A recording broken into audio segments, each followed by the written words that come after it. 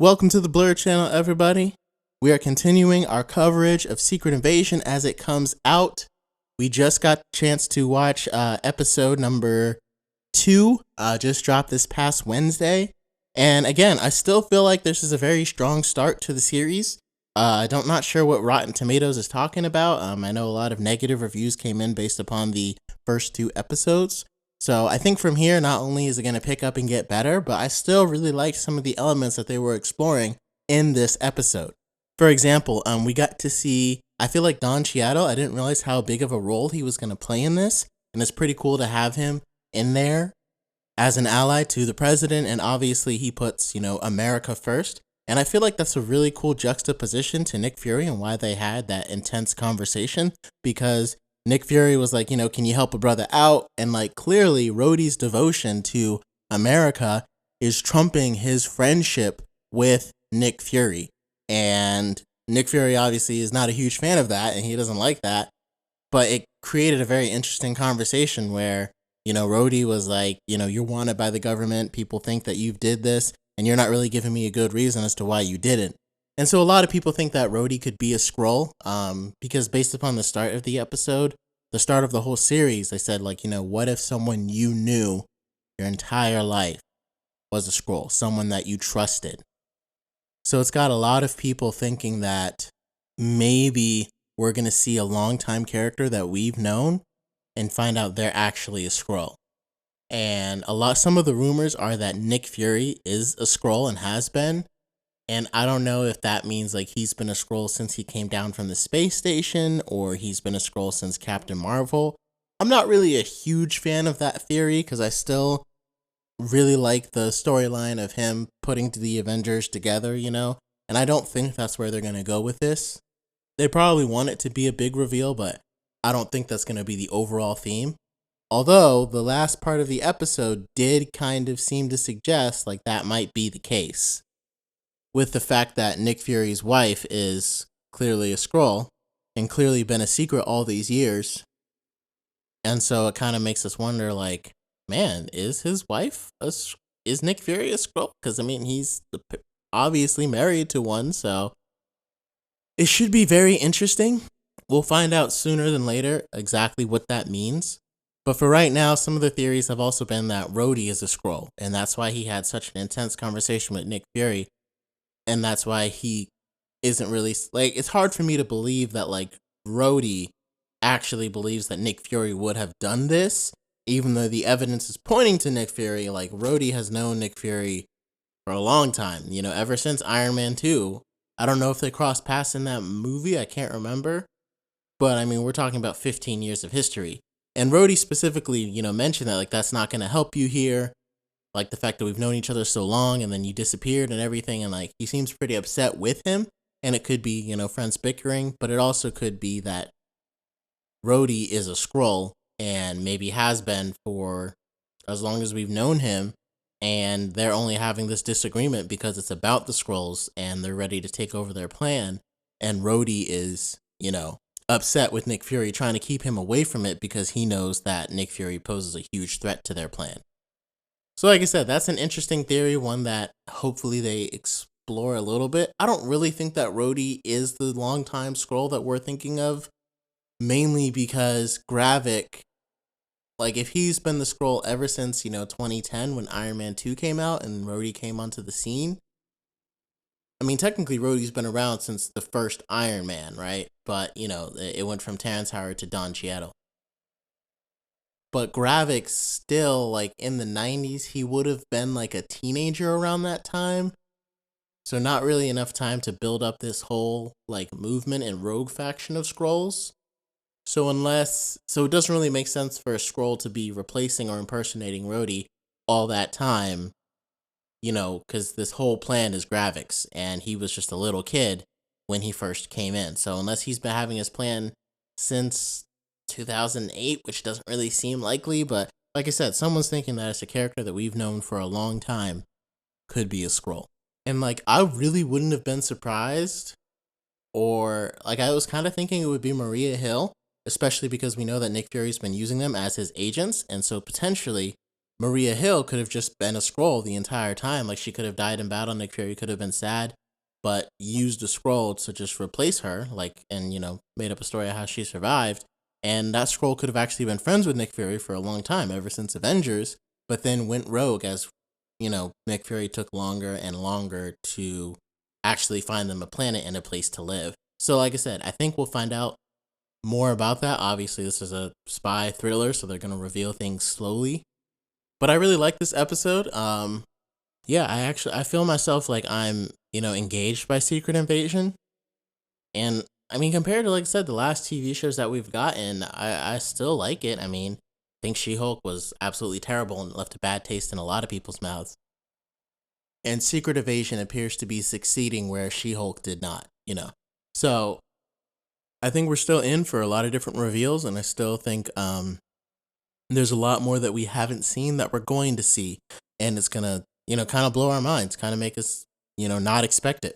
We finally got the reveal of the Super Skrulls, which is cool. Like I said, people thought like they could see in the trailers that Gravik was using some kind of Groot arm, and then we got a scene where okay, obviously spoilers for Secret Invasion 2. I know I didn't mention that earlier, but this is a very spoilery episode because I'm reviewing the episode. But anyway, we got a scene where Gaia was looking at a screen to show, like, on a really old computer, like, I guess they collected the DNA from a Groot sample, which, again, Groot has been on Earth, so it's probably not surprising that they found it. They could have even found it in Wakanda because the Skrull would just have to imitate a Wakandan and they could get in and out, because I think Wakanda is the only place on Earth that Groot's ever been. But he got a copy of the Groot. He got some of Cole's obsidian DNA, because it said Cole up there. I don't really know what powers you would have with Cole. He just kind of seemed like a big guy. And so I guess like they could bulk up and like it's kind of be like having the Thing powers, I guess. But, with Groot's strength, it kind of seems redundant. But like I said. And they also got the Frost Beast powers, which again, we kind of forget that like there's a Frost Beast on Earth. I think that's because it probably found its way to Antarctica or the North Pole. Which means, Skrull had to go really far to get that DNA and how they even knew that it was on here. But the Frost Beast does tie into Thor the Dark World, and that's where it came in. So it's pretty interesting that they're going to have that DNA. And then I guess the Extremis virus from Iron Man 3, which we know is still around. There's still some people that have that power because we saw them fighting in a ring in Shang-Chi. So it's not too hard to imagine how they got that DNA. And so that would make a pretty powerful Skrull. And honestly, it's kind of similar to the Fantastic Four because, like, if you have the Extremist, it's kind of similar to Human Torch. Aldrich Killian breathe fire, and you kind of have like those fire-like abilities with it. So that's kind of like the Human Torch. Then you've got Groot arm where he can stretch as wood, as a tree. Not entirely unlike Mr. Fantastic, who has stretchy powers. And again, not exactly the same way that they're used, but it's kind of similar. And then you have Cole Obsidian, who has all the strength. And so, that probably factors in. And that's pretty similar to the Thing. Ben Grimm has strength and kind of that invulnerability, durable, rocky hide. So it's almost like they're copying, Super Skrull. In the comics, it was Kl'rt, and he copied the 4 powers of the Super Skrull. Obviously, they don't have anyone similar to Invisible Woman. They probably won't be able to do that because the Frost Beast is very different powers from Invisible Woman. However, they probably did the best that they could based upon what they had. This also means it's kind of disappointing because I really wanted to see Kl'rt in this series, but it looks like they're not going to bring him in because he's so associated with the Fantastic Four, even like as a scientist that was working on it. And I was hoping, because we've seen Reed Richards already, I was hoping that we'd see a Skrull with the Fantastic Four powers, and we would find out that the Fantastic Four were captured by the Skrulls after their ship hit radiation. I was hoping like a cool way to introduce them and get them involved in Secret Invasion. But it definitely doesn't look like that's going to happen. Even Disney hasn't finished casting them, and I guess they're taking a really long time to cast them. At one point, I heard like it was going to be Adam Driver and Margot Robbie, and I'm like, those 2 castings didn't blow my mind. I kind of preferred if we get it, like, I don't really see them playing it, and like they're such big A-listers. Marvel, it's hard to say like what their formula is for casting. Usually they kind of go all out. and like bring in a huge A-lister, or they cast a relatively unknown in an iconic role, and then that person kind of helps bring it to life. Like Guardians of the Galaxy was pretty star-studded. Zoe Saldana was already established. Chris Pratt was, this movie put him on the map, but he was coming up in a very popular TV show. Vin Diesel, obviously the Fast and Furious franchise was still going strong, and he was a superstar. Bradley Cooper, again, well-known star, been in so many movies. And then Dave Bautista was pretty much unknown until Guardians of the Galaxy. But like I said, that's just an example how Marvel will bring in a lot more popular actors to play like the characters that aren't known as well. But when it comes to a comic book character that's been known as well, they can usually bring in a less popular actor. Like, Chris Evans and Chris Hemsworth weren't really that popular until they got cast in the MCU. So it's kind of surprising that someone as iconic as Mr. Fantastic, they would cast an A-lister like Adam Driver or Margot Robbie for Sue Storm, because it's like, you really don't need to, because those characters are already so popular. So again, hoping that maybe we still get them in Secret Invasion, and all that casting stuff is just noise from Disney trying to, hold everything under wraps and not reveal it so much, but I kind of doubt it. So this is kind of where Secret Invasion is headed. Some people have been asking, like, I wonder if Nick Fury knows that she's a Skrull. I definitely think that he does, even though she turned back into a human. I feel like he knows that she's a Skrull, and I think maybe that plays into his decision into not really finding them a planet where they're all kind of here on Earth, because he might be afraid that she'll want to go up there with them. But granted, if you married someone for 30 years, or even 15 years, I don't really see her like leaving Nick Fury to go be with her people. But that might be it might be an irrational fear that Nick Fury has, and that's why it's part of the reason why he hasn't been finding them a planet. And so we finally got that confirmation that, like, yeah, Nick Fury's pretty much been using them as her spies, and that's probably why he hasn't really got a chance to find them a planet, because he's been too busy using them for a long time. And so Skrulls are probably not thrilled with that. And I like that explanation, because it kind of paints Fury in a not in a gray area, obviously, and kind of a bad light, honestly, kind of like almost a villainous role, because he's just using people, using them for his own gain, and he might be saying this, for the safety of the planet, but Skrulls don't even have a planet, and so that revelation was refreshing. The thing that I'd want to know is, like, what happened in between Captain Marvel. We still didn't really get a good explanation for that, for like Captain Marvel going off to find them another planet, and they were in the Lightspeed engine, and she was helping them find one.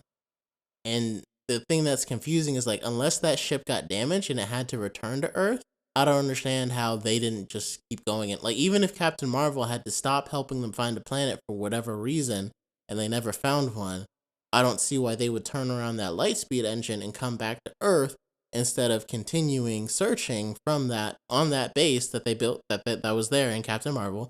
I don't see why they wouldn't just continue trying to find a planet. Because, like, again, I don't know if it ran out of power because Nick Fury took the Tesseract. Maybe that's why, but it seemed like she was studying the Tesseract to make its own engine so it could be self-powering. So again, that part is a little hazy, and I hope they explain it, because there's not really a good reason for the Skrulls to come back to Earth after failing to find a planet, when they would have been much more adept to find the planet in a light speed traveling ship, and Nick Fury is just here on Earth. I don't know why they came back to Earth, because at some point they would have had to come back to Earth. So they don't really explain that. I don't know if the Skrulls were like, well, we couldn't find a planet, so now you have to. But like I said, that doesn't really make sense. So we still need a better explanation as to why Captain Marvel abandoned them, why Carol Danvers, stopped searching, why the Skrulls stopped searching, because they were supposed to be searching with Captain Marvel, following her to help them find a home. And so it would have made more sense if, like, the Skrulls had stayed on Earth and she went off to go find them a home, and, like, she radioed in that, like, hey, I wasn't able to find one. I got to pass this on to Nick Fury because this planet needs my help for whatever reason. Like I said, that's all still hazy. And so I think they'll reveal it a little bit on, because this episode showed Nick Fury recruiting them, but it still doesn't show why they came back to Earth. And I guess Talos sent out the call, and a lot of Skrulls just started coming to Earth because they were going to get found a new home from there. But again, I don't know why he wouldn't just call them to the Lightspeed station and just send the coordinates wherever he is in the galaxy. So like I said, I guess we'll find out soon. yeah, and I guess that's all I have to comment for the Secret Invasion episode 2. So let me know what you guys are thinking, where you think it's going to be headed, and yeah, on to the next one.